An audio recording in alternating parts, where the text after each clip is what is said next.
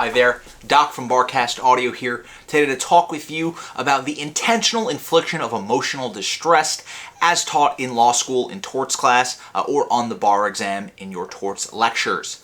Let's jump right into it. Before we get started, be sure to subscribe to this channel for more of these videos. Be sure to check us out at barcastaudio.com. We have law school preparation, audio outlines, regular printable outlines for the bar exam. We have all sorts of materials for you. Check us out at barcastaudio.com today. So let's talk the rule for intentional infliction of emotional distress. Historically, there has been a reluctance by law to allow people to recover for a loss of their peace of mind. However, the law has evolved over time, ultimately resulting in this tort known as intentional infliction of emotional distress. Now, the rule for intentional infliction of emotional distress is as follows. Liability for intentional infliction of emotional distress attaches where 1. The act was intentional or reckless. 2. The conduct was extreme and outrageous, thereby transcending the bounds of decency. The act caused extreme emotional distress. And 4.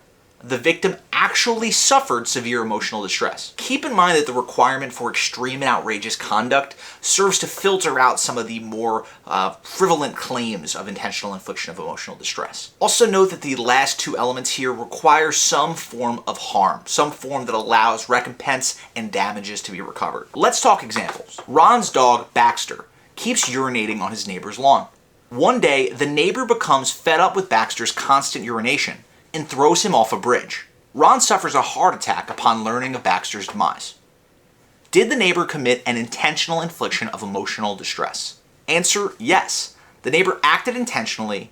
Throwing a dog off a bridge is both extreme and outrageous, and the act caused Ron to suffer a heart attack. Thus, it was an intentional infliction of emotional distress. One of the most common fact patterns that arise from intentional infliction of emotional distress is where a third party witnesses an injury.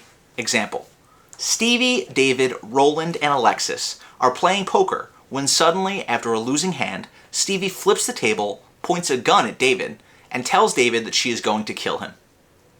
If Alexis witnesses all of this, under what circumstances can she raise a claim for intentional infliction of emotional distress? The rule to remember here is as follows.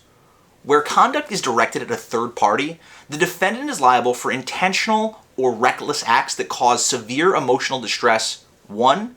to members of the person's immediate family who are 2. present at the time, or 3. any other person present if such distress results in bodily harm. Note that in both cases, the defendant must be aware that the third party is present in order for the third party's claim for intentional infliction of emotional distress to be recoverable. Think back to our poker game. Stevie raises the gun at David's head and tells him that she's going to kill him. Assume that Alexis is David's sister and Roland is David's landlord. Will Alexis have a valid intentional infliction of emotional distress claim against Stevie?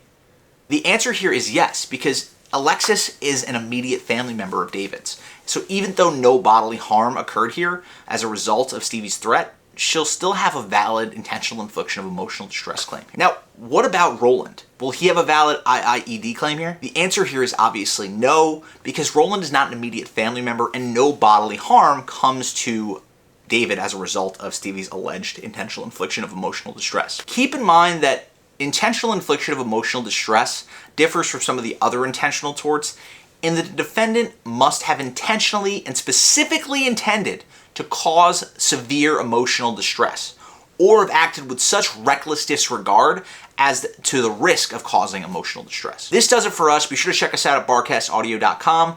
Be sure to subscribe to the channel for more of these videos, whether you're in law school, preparing for the bar exam. We have everything you need to learn the law. Check us out at barcastaudio.com.